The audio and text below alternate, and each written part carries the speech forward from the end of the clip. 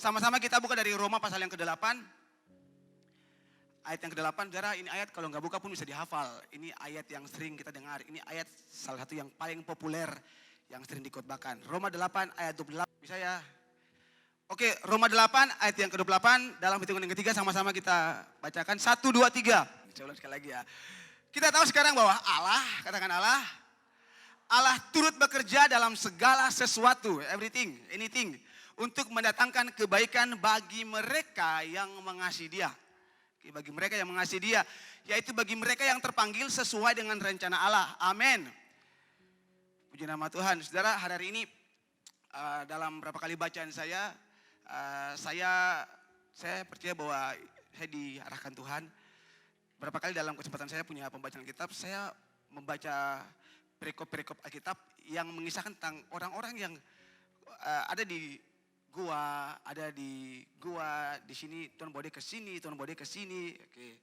Jadi malam hari ini sesuai dengan saudara punya info yang saudara dapatkan di medsos, hari ini topik khotbah saya berikan judul manusia gua. Semua katakan?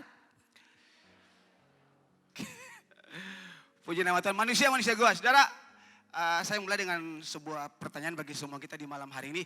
Waktu Anda dengar tentang gua, apa yang langsung muncul suddenly dalam pikiran Anda? Waktu Anda dengar tentang kata gua, apa yang pertama kali muncul dalam pikiran Anda? 1, 2, 3. Tik tok, tik tok, tik tok, tik tok. Gelap, ya kan? Gelap apa lagi? Sempit, ya kan?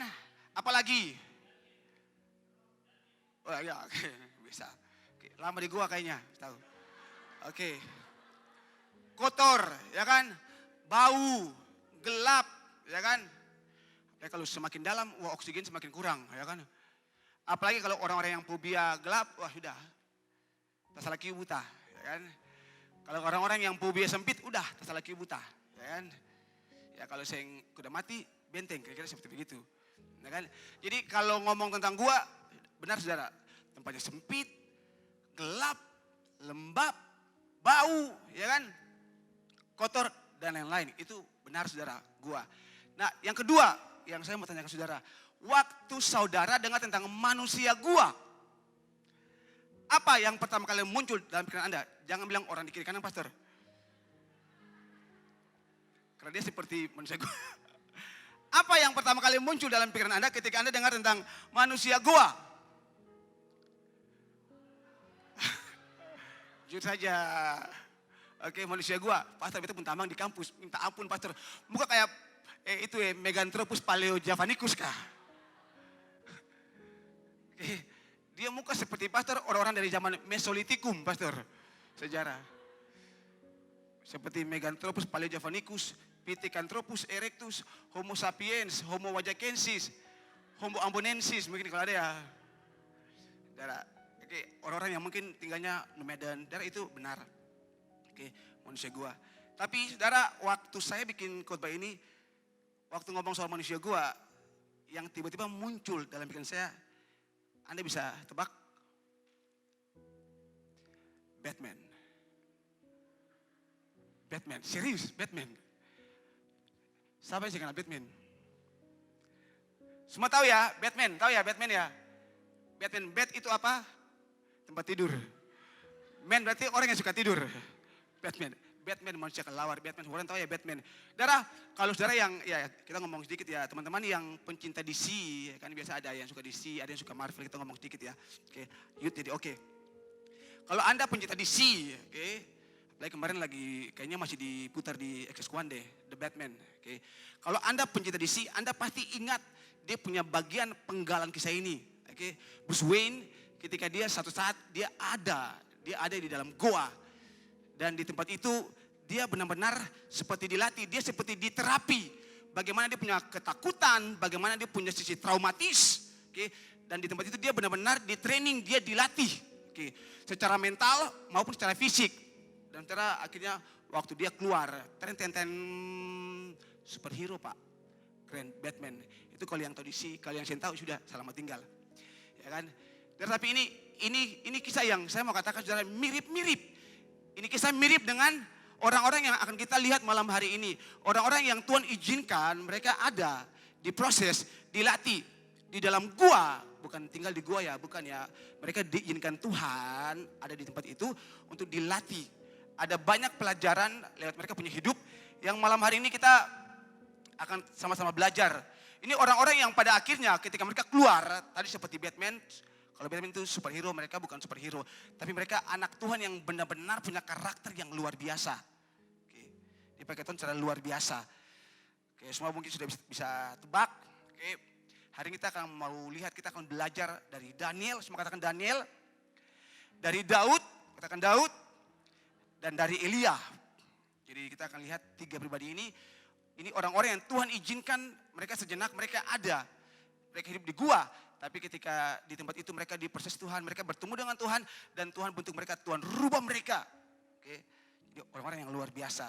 Oke, punya nama Tuhan. Yang pertama kita akan lihat soal Daud. Yang pertama dari Daud. Nah, dari Daud apa yang bisa kita pelajari? Dari Daud, di sini saya catat, dari Daud kita bisa belajar soal persistensi di tengah turbulensi. Semua katakan sama-sama. Semakin lemah, puji nama Tuhan. Semua katakan persistensi di tengah turbulensi. Apa itu persistensi? Kegigihan, ketekunan, daya tahan. Itu persistensi. Bahasa Inggrisnya persistent. Persistensi, kegigihan, ketekunan, daya tahan, itu persistensi. Nah, apa itu turbulensi? Yang belum pernah naik pesawat mungkin belum pernah rasa ya. Tapi yang pernah naik pesawat atau yang sering naik pesawat, terus kalau masuk awan, terus waktu pesawatnya masuk awan, tabrak awan, boom, dia gini, boom, boom, boom, boom. Nah, itu turbulensi. Ada goncangan-goncangan kayak di film-film ya. Kalau pas goncangan dalam pesawat terus oksigennya keluar, nah, itu turbulensi. Jadi persistensi di tengah turbulensi ini pelajaran yang kita bisa lihat yang pertama dari Daud. Kita mau lihat 1 Samuel pasal yang ke-22 ayat 1 bagian A. Dikatakan begini, lalu Daud pergi dari sana dan melarikan diri ke Gua Adulam. Darah ini kisah di mana Daud dia dikejar oleh Raja Saul, dia ingin dibunuh. Lalu kita bilang saat dia lari ke Gua Adulam. Nah, dia lari dalam keadaan, dalam kondisi dia tertekan, dia takut, dia sangat frustrasi. Karena intimidasi Raja Saul yang mengejarnya dan berkeinginan untuk membunuhnya, semua orang tahu. Dan pada akhirnya ketika dia lari, sampailah dia di Gua Adulam. Semua katakan Gua Adulam. Dan Anda tangkap baik-baik ya. Oke. Daud dikejar dalam kondisi ketakutan, stres, frustrasi karena intimidasi Saul. Dia lari lalu dia sampai di Gua Adulam. Oke. Jadi yang bilang Daud lari sampai di benteng Dustede, beda ya saudara. Dia lari sampai di Gua Adulam. Nah, saat berada di dalam Gua Adulam, Daud justru bertemu dengan, kata Alkitab, orang-orang yang punya masalah mirip-mirip seperti dia. Dikatakan orang-orang yang dalam kesukaran, setiap orang-orang yang dikejar oleh tukang piutang, rentenir, dan setiap orang yang sakit hati. Daud di tengah-tengah masalah persoalan, waktu dia lari sampai di Gua Adulam, dia mungkin berharap sampai di sana dia bisa dapatkan tempat ya, istirahatlah, menenangkan diri. Justru kata Alkitab, ketika dia ada di Gua Adulam, di sana dia justru ketemu dengan orang-orang yang jumlahnya 400 orang, 400 saudara, orang-orang yang kata Alkitab, ini orang-orang yang juga punya masalah mirip seperti Daud. Orang-orang yang sakit hati, yang frustrasi, kata Alkitab, dikejar-kejar oleh tukang piutang, dalam kesukaran, tambahlah berat hidup Daud. Dan lihat, di tengah-tengah masalah yang dihadapi oleh Daud, tapi justru Tuhan menghibur dia dengan cara yang tidak lazim. Kalau saudara punya masalah, yang lazimnya saudara buat itu apa? Contoh, kalau saya punya banyak masalah, dari ini dulu ya, kalau sekarang setelah berumah tangga, saya kurangi. Oke, ya sekali baru saya ajak istri. Oke, kalau saya punya banyak masalah, kalau punya pikiran, oke, saya lebih suka mom on the road. Oke, bukan sahur on the road, saya lebih suka banyak makan. Makanya saudara, kalau saya banyak pikiran, saya nggak pernah kurus-kurus. Dijamin. Kenapa? Karena justru waktu saya banyak pikiran, saya makan terus. Oke, puji Tuhan. Normal. Oke. Kalau saya punya banyak masalah, lazimnya, oke, saya cari makan. Makan apa aja. Tapi sih makan racung ya, beda saudara. Kalian punya masalah maka racun itu beda. Itu yang lazim. Oke. Tapi ada juga orang yang ketika punya masalah milih untuk menyendiri. Itu ada. Cari hiburan. Ya kalau orang dunia mungkin lari ke bar yang aneh-aneh. Lazimnya orang kayak gitu ya. Oke. Lazimnya kalau orang punya masalah makan banyak. Oke. Yang lazim tuh ke McSpicy, ke McD makan McSpicy, atau mungkin ke MCM Sport Station belanja, atau kalau ada sih bisa jalan-jalan, ada aplikasi belanja lihat banyak diskon di Shopee, check out. Ada kayak gitu? Itu lazim saudara.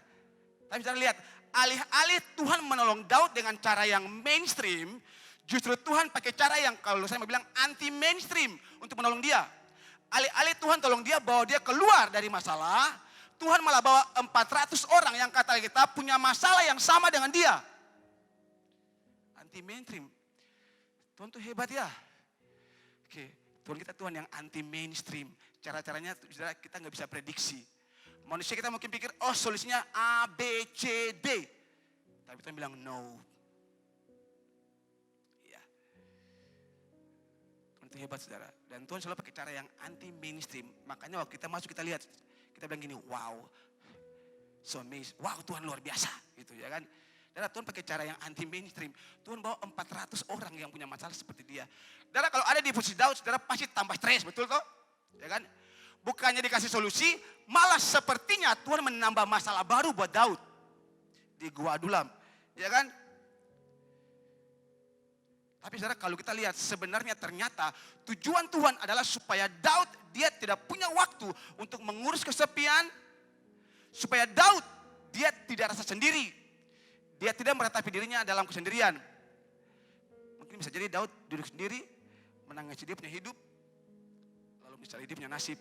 Lalu mungkin menyanyi lagu kisah sedih di hari. Ya kalau itu jangan bilang hari Minggu ya. Hari Minggu itu hari sukacita di rumah Tuhan. Ya kan? Kalau itu hari Rabu, kisah saya di hari Rabu. Ya mungkin ya kalau sini dengar lagu-lagu begitu ya. Kalau anak-anak model sekarang, sudah cari lagu-lagu yang kemarin ya saya bilang di Komsel, lagu-lagu yang melankolis. Yang kalau dengar lalu dalam hati gini, iyoe, kalau begitu boleh, mengapa begini mengapa begitu mengapa dia begitu, mengapa dia begini. Oke. Kami seringkali ulang terus, saudara, waktu Anda sendirian jangan coba-coba dengar lagu-lagu seperti begitu. Jadi alih-alih Tuhan menolong Daud, Tuhan bawa orang-orang seperti gini. Tujuan Tuhan supaya mengalihkan pikiran Daud dari dia punya masalah. Dengan jalan Tuhan membawa 400 orang itu, Daud akhirnya teralihkan dari dia punya masalah dan dia sendirinya akhirnya harus memperkuat hatinya karena dia pemimpin. Pikirannya harus dia kuatkan supaya apa? Supaya dia bisa bantu 400 orang ini yang datang buat dia. Bos, kita punya masalah. Bos, kita punya masalah. Pada kita kata bos ini juga ada ancur panggal ini. Tapi Tuhan menterapi Daud. Seperti Batman tadi ya, saudara, Tuhan terapi dia. Dalam Gua Adulam Tuhan terapi dia. Dan tidak ada jalan lain. Daud harus menguatkan dia punya diri. Daud harus kuatkan dia punya hati. Daud harus kuatkan dia punya pikiran. Harus kuatkan. Saudara kadang-kadang seperti itu saudara ya. Oke, di dalam masalah persoalan yang Anda alami. Oke, yang Tuhan izinkan. Tuhan mau Anda belajar menguatkan Anda punya hati. Tuhan mau Anda belajar kuatkan Anda punya pikiran. Karena mungkin gak ada orang yang bisa tolong Anda. Lah ini 400 orang bukan tolong Daud, malah kalau dan takutip ya mungkin bikin susah dia. Tapi Daud gak ada pilihan lain, dia harus menguatkan dia punya hati. Dia harus menguatkan dia punya pikiran. Saya bisa, beta bisa. Mungkin seperti itu saudara. Supaya dengan cara demikian dia bisa menolong 400 orang yang Tuhan bawa buat dia. Saudara, lewat cara ini Tuhan melatih mental dan cara berpikir Daud. Alih-alih duduk menyendiri, meratapi nasib, merenungkan nasib, Tuhan bawa ini orang supaya Daud tolong mereka. Daud punya kerjaan. Ingat, kalau dong sendiri punya masalah, usahakan cari sesuatu yang bisa Anda kerjakan yang positif ya. Bilang orang kiri kanan, kerjakan sesuatu yang positif. Saudara, Daud dilatih dia punya pikiran, mentalnya. Jadi seperti dia ini diterapi di sana. Kalau Anda masih ingat Bapak kembali pernah khotbah soal terapi Gua Adulam seperti ini saudara. Oke. Tuhan ingin Daud tetap bertahan, persisten. Tuhan ingin Daud tetap gigih untuk menjalani dia punya hidup di tengah-tengah guncangan yang hebat, di tengah-tengah turbulensi yang hebat. Dan Tuhan mau latih kita seperti itu. Oke. Saya nggak tahu saudara yang ada malam hari ini, ada nggak yang datang dengan masalah, dengan baik-baik. Tuhan bilang buat Anda malam hari ini bertahan. Bertahan di situ, persisten. Bertahan di situ. Jangan pernah mundur, never quit. Oke. Jangan pernah mundur. Kenapa? Karena waktu kita mundur, waktu Anda mundur, Anda mungkin nggak tahu bahwa sesungguhnya Anda sudah satu langkah lebih dekat dengan solusi yang Tuhan kasih. Rugi nggak? Anda rugi, saudara. Ya kalau malam hari ini Anda dengar dari Daud soal persistensi, saya mengatakan buat semua kita malam hari ini, bertahanlah. Bilang buat orang di kanan, bertahan. Sehebat apapun itu guncangan, turbulensi, bertahanlah. Persisten. Amin. Dan waktu saya lagi bikin khotbah ini, Tuhan bawa saya punya pikiran, dan saya rasa ini mungkin sebuah filosofi baru, saudara. Dan Tuhan bilang begini, Tuhan tidak ingin kita punya mental papeda. Semua tahu papeda, tahu ya? Tahu papeda ya, tahu ya? Tuhan tidak ingin kita punya mental papeda. Semakin panas semakin lembek. Papeda kan kalau taruh air panas terbanyak dia lembut sekali toh.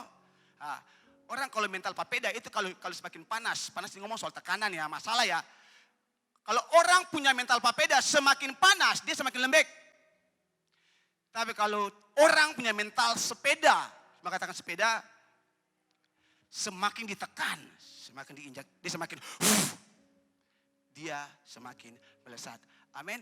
Anak Tuhan harusnya punya mental sepeda. Tuhan luar biasa. Oke. Di tengah masalah mungkin Anda rasa bahwa Anda semakin ditekan, seperti semakin diinjak.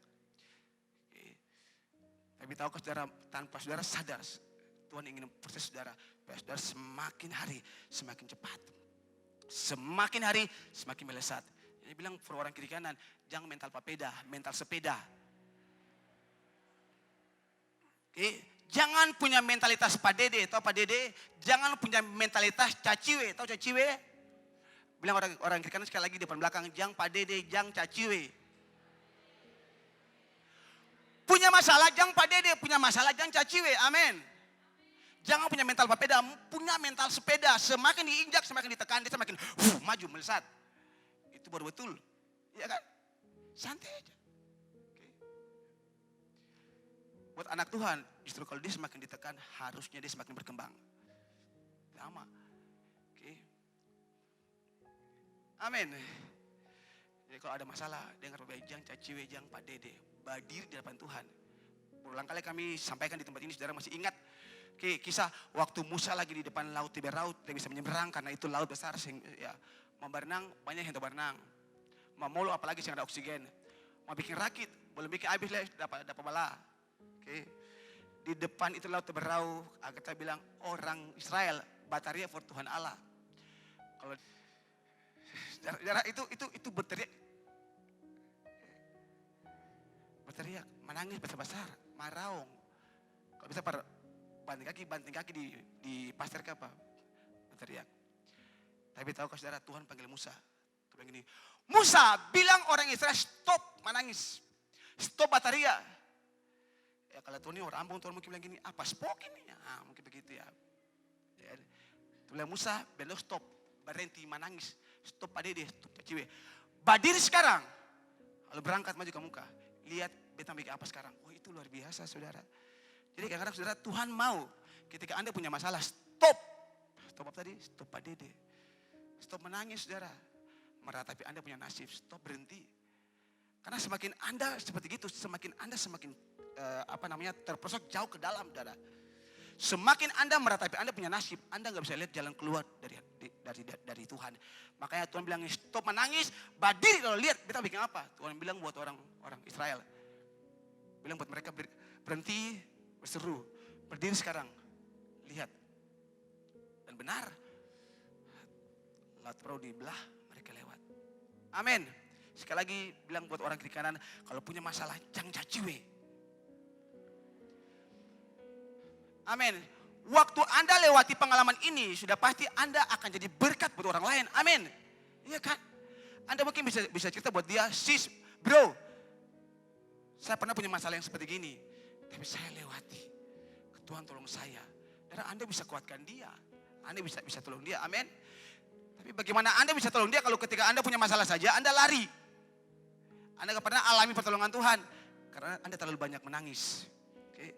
Darah, tanpa Daud sadari ketika dia berusaha untuk menolong orang lain. Dia sendiri lupa bahwa dia punya masalah.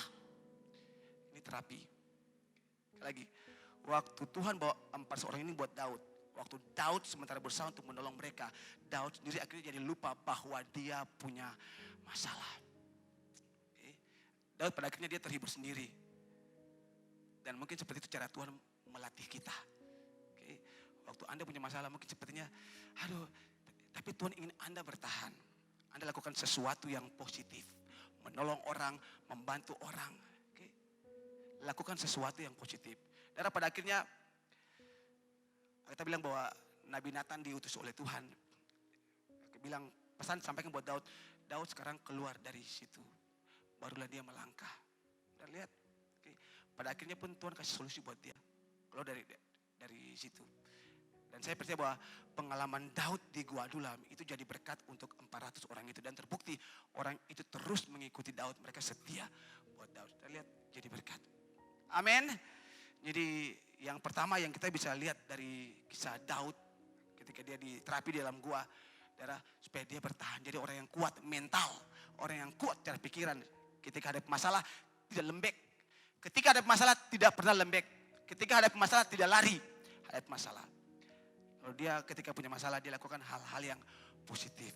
Teman-teman, ketika ada masalah lakukan hal-hal yang positif. Sebisa mungkin kalau Anda bisa tolong orang, bantu orang, bikin aja. Oke. Amin. Yang kedua kita lihat dari Daniel. Nah, saudara, dari Daniel kita belajar soal konsistensi tanpa kompromi. Semua katakan sama-sama, konsistensi. Tadi yang pertama persistensi di tengah turbulensi.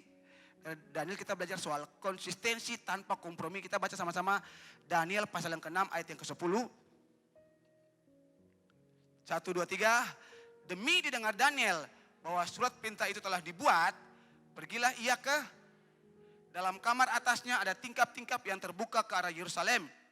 3 kali sehari ia berlutut, berdoa, memuji Allahnya seperti yang biasa dilakukannya. Anda lihat kalau di situ ditulis berlutut, berdoa, serta memuji Allahnya. Ini bahwa kita punya pikiran soal ibadah. Oke. Karena dalam ibadah kita lakukan ini. Kita berdoa, kita berlutut, kita memuji Allah kita. Oke. Dan perhatikan situ yang saya kasih tebal. Seperti yang biasa dilakukannya. Saudara, salah satu alasan raja pada saat itu, Raja Darius. Raja kerajaan Media pada masa itu. Oke, salah satu alasan raja dia menjadikan Daniel pejabat tinggi adalah karena rekam jejak Daniel yang bersih.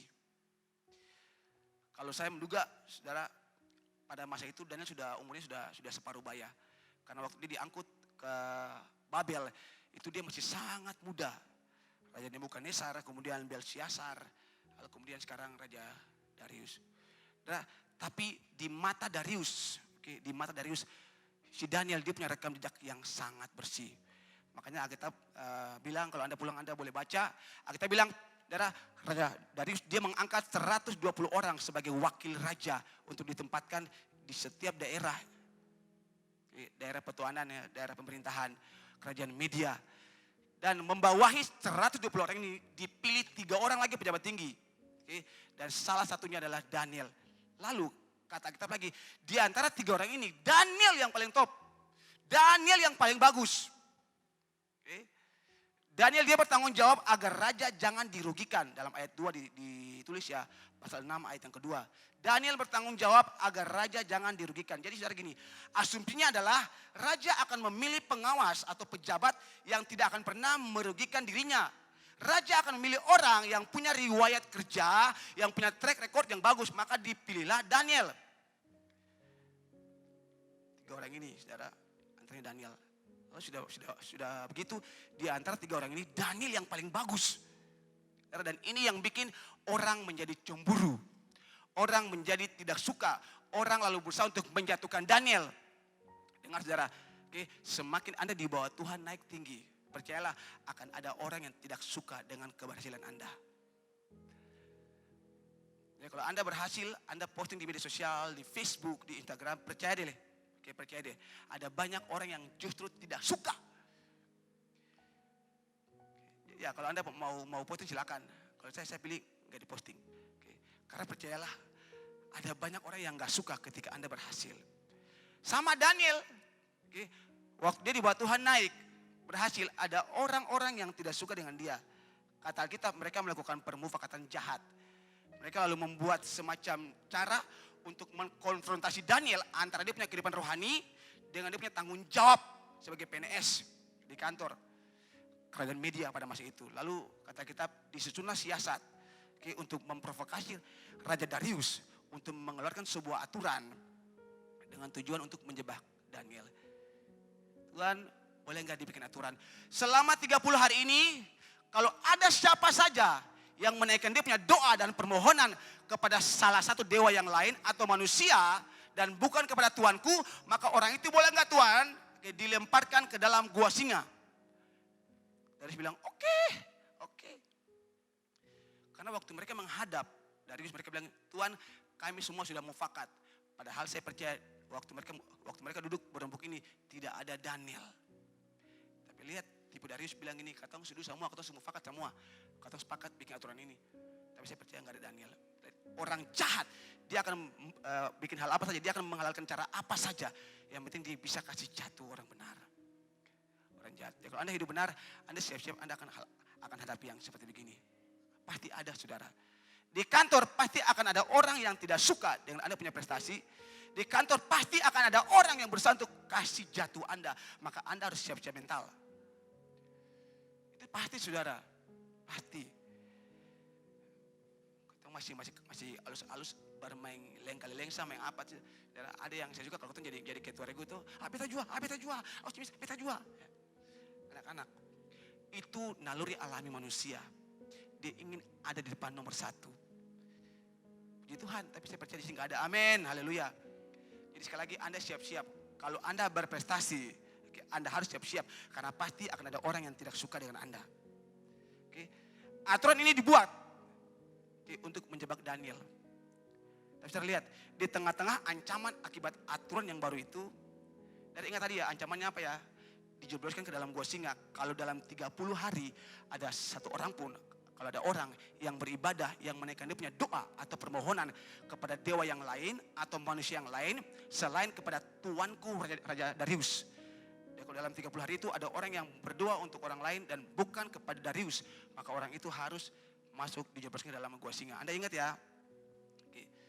Nah, kita lihat sekarang ketika aturan itu dibuat, kata Alkitab demi didengar Daniel. Jadi waktu Daniel dengar itu aturan, dia bilang ini, oh seng beres ini.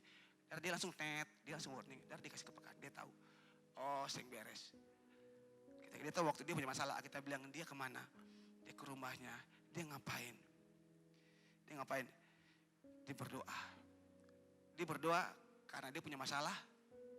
Bukan cuma karena punya masalah, tapi kata Alkitab seperti yang biasa dilakukannya. Artinya, Alkitab bilang buat Daniel ada masalah atau enggak ada masalah, dia punya kebiasaan itu berdoa. Karena ada banyak orang yang hanya ketika punya masalah baru berdoa. Waktu semuanya baik-baik saja, enggak pernah berdoa. Waktu semuanya baik-baik saja, enggak ibadah. Waktu semuanya oke-oke saja, malas ibadah. Betul ya? Kita bilang kan seperti yang biasa dilakukan. Jadi dia berdoa. Dia beribadah, dia cari Tuhan. Dia bangun, dia punya hubungan dengan Tuhan. Bukan karena ada masalah itu, bukan. Tapi itu sudah jadi kebiasaannya Daniel. Darah gini. Tadi kan saya bilang 30 hari. 30 hari ini aturan diberlakukan. Logikanya gini, kalau Daniel dia mau kompromi supaya dia cari aman ya. Gampang aja. Cukup 30 hari dia enggak berdoa. Secara manusia ya. Logikanya, cukup 30 hari dia gak berdoa, aman dia. Tapi dengar saudara, Daniel bukan tipe orang yang suka kompromi. Dia gak peduli konsekuensinya, dia mau masuk gua singa atau apapun. Dia tahu dia punya tanggung jawab sebagai anak Tuhan. Dia gak mau kompromi dengan dosa. Sorry. Sama seperti Sadrak, Mesak, Abednego. Tetapi seandainya tidak, ya Tuanku, artinya dia bilang gini, Tuhan Tuhan, kalau ketemu pun Tuhan sing sanggup tolong kotong, sorry, kotong sing sujud sembah patung dewa Tuhanku. Sadrak, Mesak, Abednego bilang, saudara, dalam kotong hidup kotong dalam tanda kutip ya, oke. Seharusnya kotong juga punya mental ini, saudara. Kotong punya iman tetapi seandainya tidak, kalau seandainya Tuhan belum tolong saudara, apakah saudara masih mau percaya Tuhan? Tetapi seandainya tidak hari ini, dan lihat jalan keluar, masihkah saudara beribadahkan Tuhan? Tetapi seandainya tidak, pertolongan Tuhan datang buat saudara, masihkah saudara mencari Tuhan? Oke. Bukan pada apa yang dilihat, oh kalau Tuhan tolong, Tuhan luar biasa datang cari. Enggak. Oke. Tetapi seandainya tidak, kata Sadrak, Mesak, Abednego, sama seperti Daniel, dia enggak kompromi. Sorry men, gitu. Dan memang pada akhirnya kita bilang bahwa Daniel dijobloskan ke dalam gua singa. Dan dengar, bukan karena cara hidupnya yang salah, tapi karena dia tidak mau kompromi dengan dosa. Dia tahu dia hanya beribadahkan Allah Yahweh. Dia berdoa berkiblat ke arah Yerusalem. Dia nggak takut konsekuensinya kalau mati, dia nggak takut. Buat dia lebih takut Tuhan. Kalau hukuman Tuhan di bumi berlaku, di akhirat menanti. Daniel tahu itu. Kalau Daniel dia mau kompromi, dia berhenti berdoa, ya kan? Atau ya oke, waktu ditanya berdoa apa? Saya kita berdoa buat si Raja Darius. Dia tidak sekalipun sedikit pun dia kompromi. Dan pada akhirnya dia dilemparkan ke dalam gua singa. Tapi satu hal yang saya percayai bahwa Daniel buat dalam gua singa adalah dia tetap berdoa. Kenapa? Karena seperti yang biasa dilakukannya. Semua baik-baik saja atau enggak baik-baik saja, Daniel tetap berdoa. Anda bisa bayangkan, saudara, waktu saya bikin ini khotbah, saya lagi bayangin ini, Daniel dia lagi berdoa, lalu singa nih ya kan, singa lagi, singa ini, bro, atau singa gini, makan malam. Anda bisa nggak bayangkan itu? Lagi berdoa tapi singa lagi di kiri kanan lagi, wah. Atau mungkin waktu Daniel lagi berdoa, ya mungkin juga singa juga lagi berdoa. Berdoa sebelum makan, singa berdoa. Pasti takut, saudara. Tapi saudara lihat, dia hadir di dalam gua singa. Oke. Walaupun kondisinya mungkin kita bilang ekstrim ya, ketakutan. Tapi kehadiran dia di sana. Oke. Itu memang Alkitab nggak bilang apa yang Daniel bikin dalam gua singa. Tapi saya percaya dia pasti berdoa. Dan waktu dia berdoa, Tuhan datang. Oke. Tempat itu berubah. Saya mau bilang buat saudara, kehadiran orang benar itu selalu mampu mengubahkan situasi, atmosfer di sekitar dia. Betul? Jangan sampai ketika Anda hadir ke tempat jua. Jangan sampai ketika Anda hadir di satu tempat, orang bilang gini, ke tempat jua. Bukan gosip sudah datang. Ke tempat jua, mulai parlente sudah ada. Jangan sampai seperti itu. Harusnya waktu Anda datang orang bersemangat. Ini mantap, ada dia nih. Gitu. Harusnya waktu Anda datang, Anda bawa atmosfer optimisme. Sehingga waktu Anda ada dalam komunitas itu, waktu Anda hadir, orang bilang, dia boleh ada. Pertolongan sudah datang. Suara dia nih. Kata pengandalan suara ada nih. Ya kan? Jangan sampai sebaliknya, waktu orang lihat Anda, orang pergi, orang gak suka. Beda ya, kalau Anda hidup benar, orang gak suka, itu beda konteks. Tapi jangan sampai Anda punya kehadiran, itu justru gak jadi berkat buat banyak orang. Sekali lagi, kalau Anda orang benar, Anda takut akan Tuhan, seharusnya Anda punya kehadiran di tempat itu, mengubah atmosfer. Oke? Harusnya seperti itu. Waktu orang lihat Anda, orang senang. Ya kan?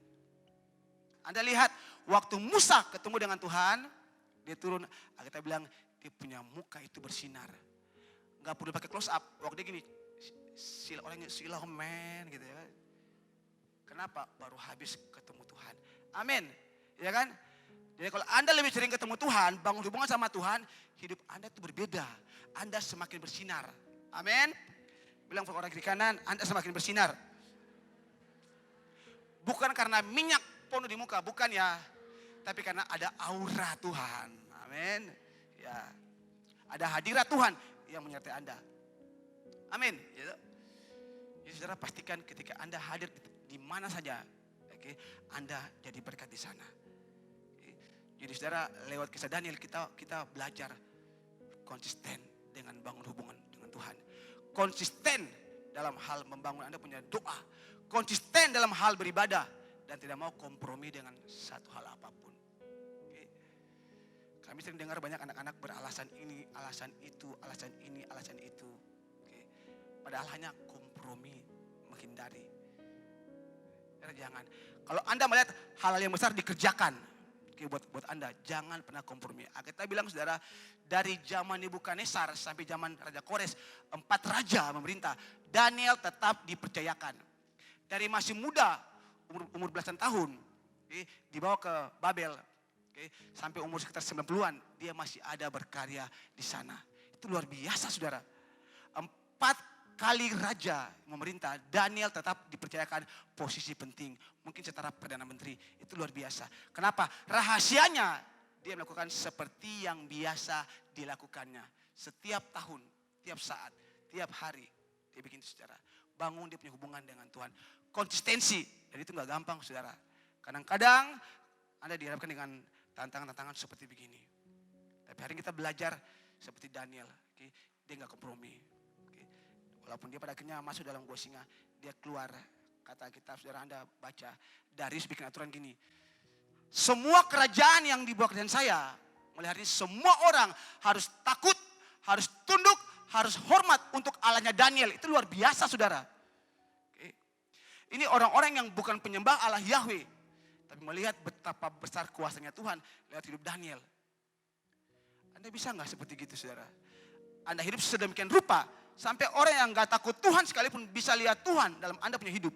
Bisa gak? Harusnya bisa. Ketika Anda berprestasi, ketika Anda bikin sesuatu, lihat Anda punya cara hidup, Anda punya karakter. Orang yang gak takut Tuhan bisa lihat, wah ini orang, ini anak dia berbeda. Ini anak, ini orang dia cara berpikir berbeda. Waktu ada masalah dia punya responnya berbeda. Itu baru betul. Seperti Yusuf ya. Apa saja kata kitab yang diperbuat oleh Yusuf itu berhasil. Sampai Potifar yang gak takut Tuhan ini bisa bilang begini, ini orang disertai oleh Tuhan. Dan Anda hidup please, hidup sedemikian caranya sampai orang bisa lihat bahwa Tuhan itu hidup dalam Anda punya hidup. Makanya jangan jauhi ibadah, jangan jauhi persekutuan, jangan jauhi komunitas. Itu penting. Sekali lagi saudara, saya gak tulis di sini, tapi saya ulangi. Saya bilang, kata kitab, latihlah dirimu beribadah. Kata kitab, latihan badani terbatas gunanya, tapi ibadah itu berguna. Bilang orang kanan, sentil dia. Ibadah itu berguna bro, sis. Bilang dia, bro sis, ibadah itu berguna. Bukan ibadah yang pengguna. Jadi maaf, gitu. Kami bukan yang punya cara, atau bukan yang pekerjaan, lalu bikin ibadah 1 minggu 3 kali. Sorry, karena justru kami tahu ibadah itu berguna. Makanya ada komsel di tengah minggu, ada ibadah di hari Sabtu, ada ibadah hari Minggu. Karena kami tetap ini ibadah itu berguna dalam segala hal. Segala hal loh. Kata kita karena mengandung janji. Apa? Pada masa kini, masa ini yang kita hidup. Lalu kata kita pada masa yang akan datang. Haleluya, amin. Jadi waktu Anda beribadahkan Tuhan, Anda harus tahu waktu Anda lagi hidup sekarang di dunia ini, Anda diberkati. Waktu saatnya Tuhan panggil Anda pulang, amin. Satu saat nanti, belum sekarang, ya kan? Ya, Anda juga nanti di sana. Oke, berkat Tuhan, nanti Anda di sana. Jadi ibadah itu berguna, amin. Seperti yang biasa dilakukannya. Oh iya dia biasa hari Kamis pergi komsel. Oh iya dia biasa hari Sabtu dia pergi. Oh iya dia biasa hari Minggu di gereja. Jadi jangan cari dia kalau hari Minggu jam 9. Jadi jangan cari dia kalau hari Sabtu jam 6. Jangan cari dia kalau hari Kamis jam 7. Karena seperti yang biasa dilakukannya. Ada masalah, nggak ada masalah, ada tantangan. Dia ingat dia punya ibadah. Oke, konsisten. Semua katakan konsisten. Jangan berubah-ubah. Amin. Dalam hal ikut Tuhan. Puji nama Tuhan. Yang terakhir, yang ketiga. Dan hampir selesai. Haleluya. Tadi yang pertama dari siapa? Dari Daud. Apa yang kita pelajari soal apa tadi? Persistensi di tengah turbulensi. Dia tetap bertahan di tengah guncangan masalah. Tetap bertahan. Yang kedua dari Daniel. Kita lihat soal apa? konsistensi, bukan kompromi. Oke. Dan yang ketiga dari Elia kita belajar introspeksi, bukan emosi. Kita baca ayat yang ke-11, saya akan bacakan saja ayat 11 sampai ayat yang ke-13. Lalu firman-Nya pada Elia ya, keluarlah dan berdiri di atas gunung itu di hadapan Tuhan. Maka Tuhan lalu yang ada angin besar dan kuat yang membelah gunung-gunung dan memecahkan bukit-bukit batu mendahului Tuhan. Tetapi tidak ada Tuhan dalam angin itu. Dan sesudah angin itu datanglah gempa. Angin besar, angin yang kuat, sekarang gempa. Dan sesudah angin itu datanglah gempa. 4,7 mungkin ya kemarin itu. Tetapi tidak ada Tuhan dalam gempa itu. Gempa lagi. Dan sesudah gempa itu datanglah api. Angin kencang, gempa, sekarang api. Tetapi tidak ada Tuhan dalam api itu. Dan sesudah api itu datanglah bunyi angin sepoi-sepoi. Segera sesudah Elia mendengarnya. Dengar apa? Angin sepoi-sepoi. Ia menyelubungi mukanya dengan jubahnya. Lalu pergi keluar dan berdiri di pintu gua itu. Maka datanglah suara kepadanya. Ini bukan suara setan ya, ini suara Tuhan. Maka datanglah suara kepadanya yang berbunyi, apakah kerjamu di sini, hai Elia? Saudara, emosi adalah sebuah bentuk perasaan. Semua katakan perasaan. Ini bukan hanya soal kemarahan, bukan hanya soal kesedihan, bukan cuma soal rasa haru atau ketakutan atau bahagia, bukan.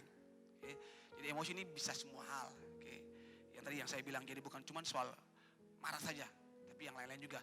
Bahagia itu juga emosi, ketakutan itu juga perasaan emosi, itu bentuk-bentuk emosi.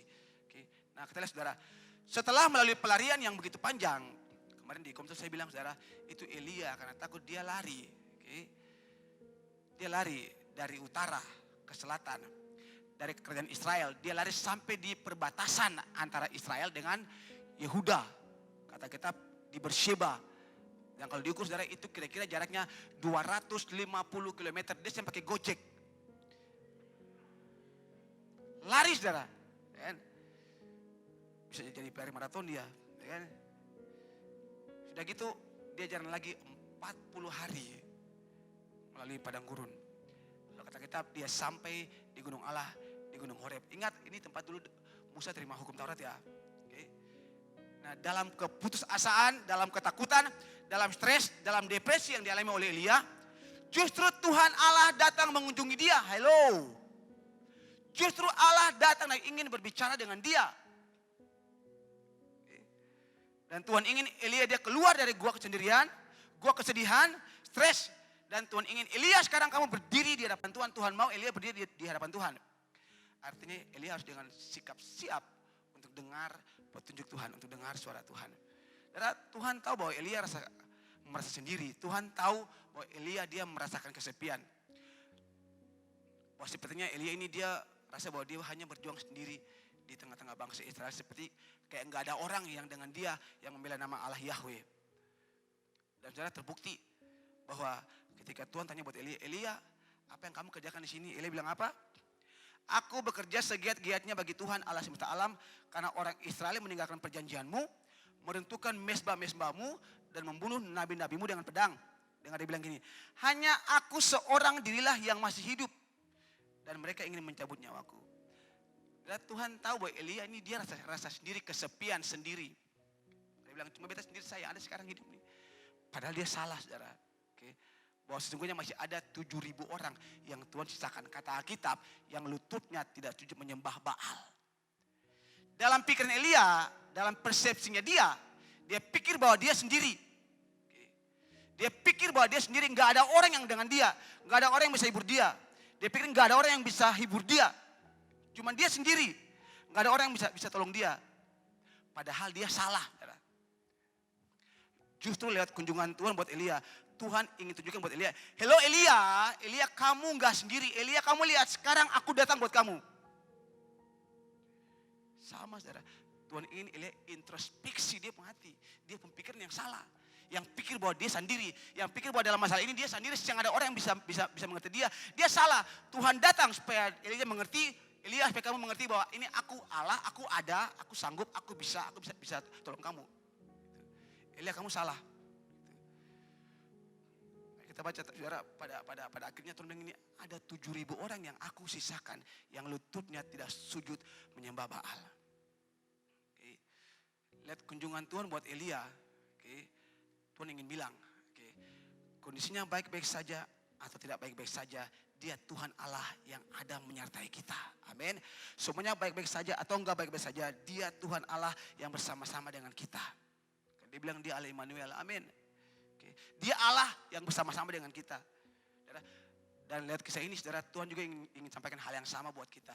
Tuhan ingin ingatkan semua kita hari ini bahwa kita tidak pernah sendiri. Allah datang bukan dalam gempa, angin yang kuat, dalam api, namun dalam angin sepoi-sepoi basah. Sepertinya Tuhan ingin bilang buat Elia, Elia bukan karena kuat dan hebat dan gagah, tapi karena roh. Kan? Gempa kuat, api kan? Angin kuat, tapi Tuhan nggak ada di situ.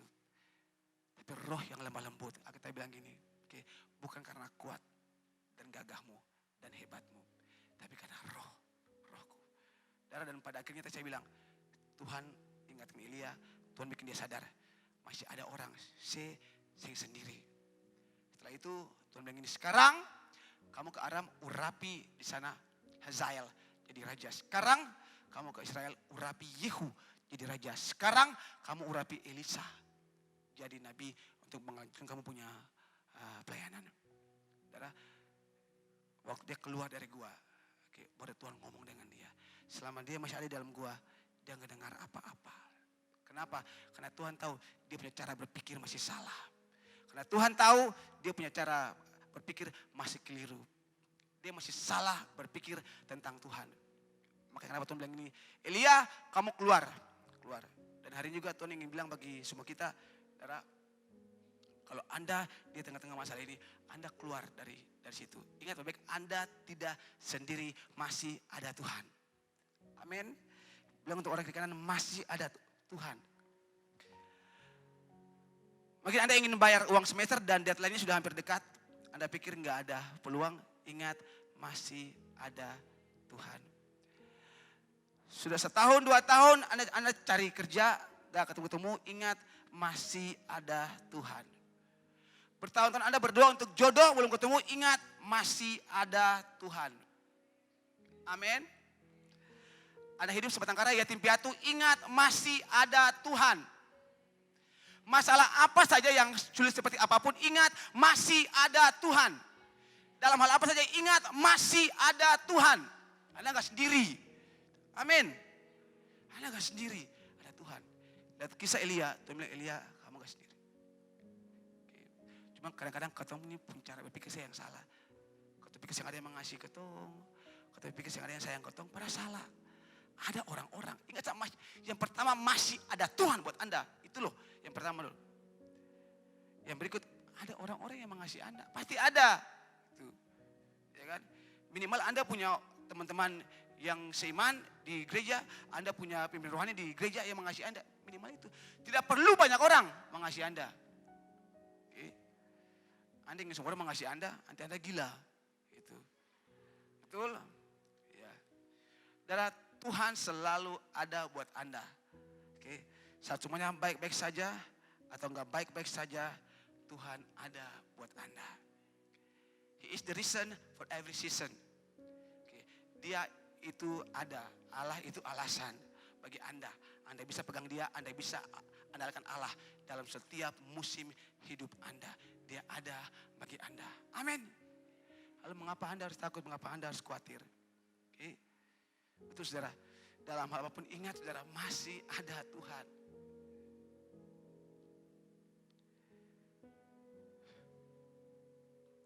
Saya pernah layani seorang anak Tuhan di gereja saudara. Dia punya masalah yang menurut saya sangat berat saudara, sangat berat. Dan satu kali dia datang dan dia bilang buat saya, Pastor beta rasa bahwa beta sing bisa. Pastor beta rasa bahwa seperti kayak semua orang ini yang suka beta. Pastor beta rasa bahwa sepertinya semua orang ini yang suka beta. Kita bilang masalahnya apa dulu? Masalahnya apa dulu? Dia cerita. Nah, satu, nah.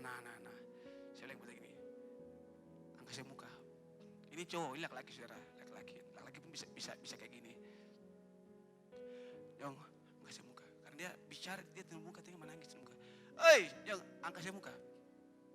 Sama seperti kita Tuhan bilang, jangan caciwe. Saudara ada masalah, jangan terlalu banyak padede.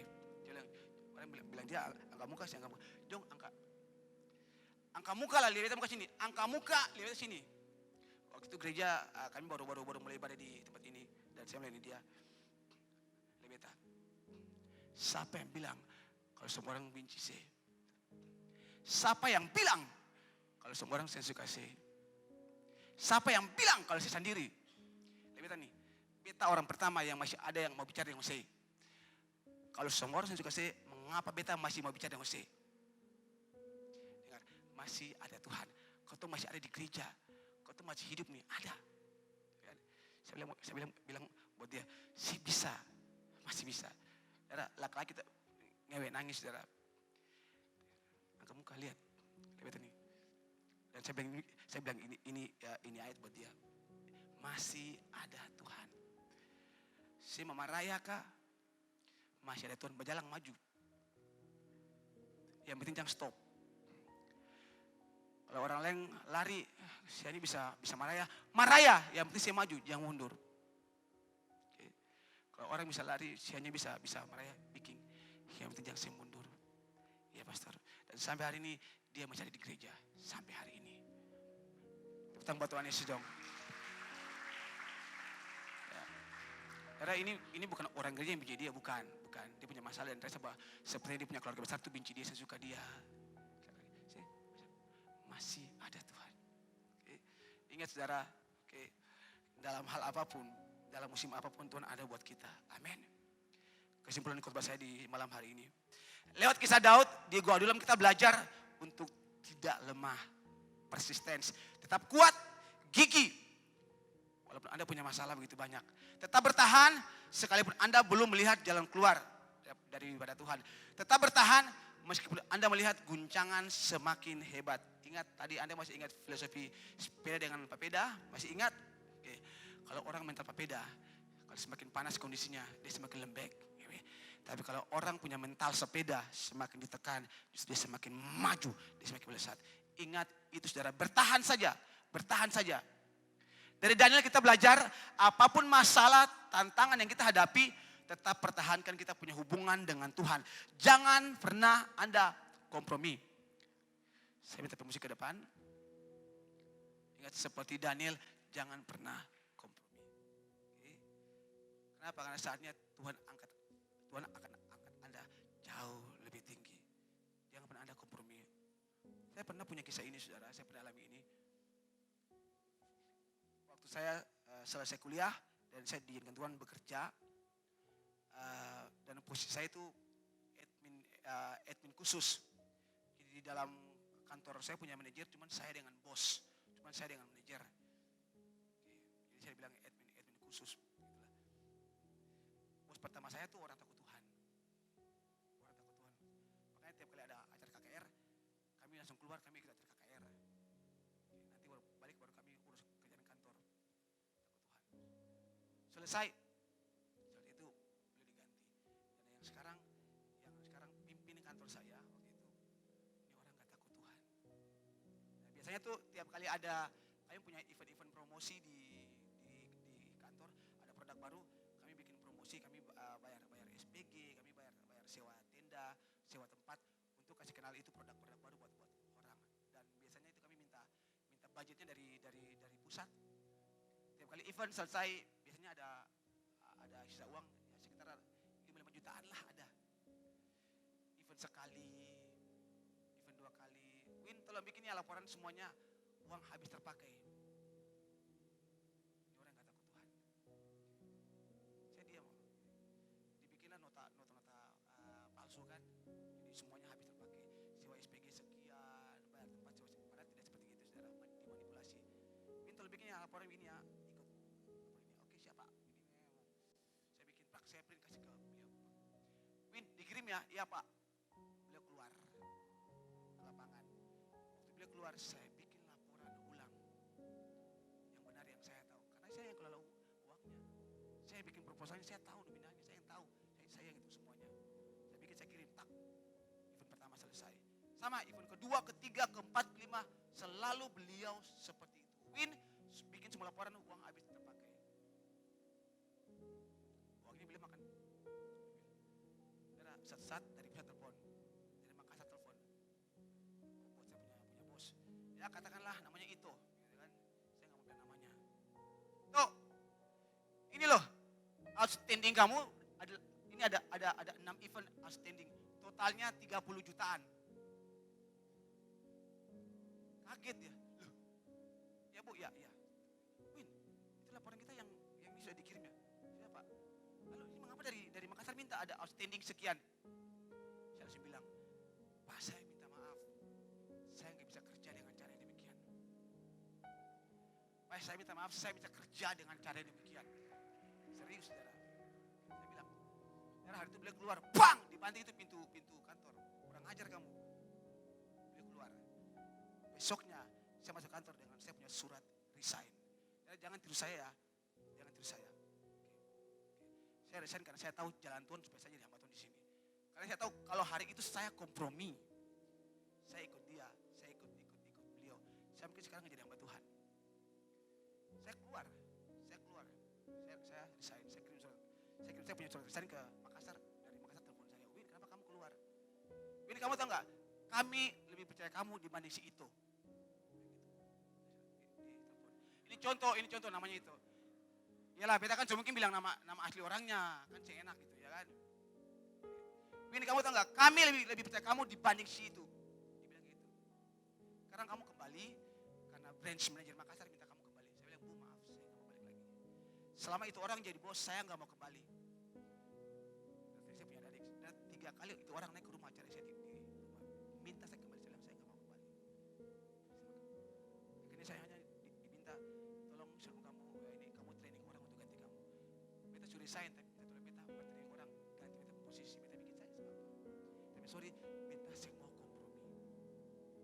kompromi. Beta resign dan setelah itu beta ada kerja juga di tempat yang lain, tapi memang dengan cara Tuhan, karena saya tahu panggilan Tuhan buat saya jadi hamba Tuhan. Pada saya tinggalkan itu semua pekerjaan. Tapi saudara, inti dari apa yang saya sampaikan, saudara, jangan pernah kompromi. Pangkat, kedudukan, posisi, promosi itu dari Tuhan. Kata kita peninggian itu datang dari Tuhan. Amin. Jangan pernah Anda kompromi. Kita belajar dari Daniel. Amin. Dan yang terakhir dari Elia, kita belajar untuk introspeksi diri kita. Cara pandang kita yang salah tentang Tuhan. Oke. Ingat, Tuhan tidak pernah tinggalkan kita sendiri. Tuhan bilang, I will never leave you or forsake you. Aku gak pernah meninggalkan kamu, tidak pernah melupakan kamu. Karena Tuhan ada. Amin. Masih ada Tuhan. Ingat itu, He is the reason for every season. Amin. Tuhan ada buat kita. Sama-sama kita bangkit berdiri dalam hadirat Tuhan semua kita. Puji nama Tuhan. Saya selesai.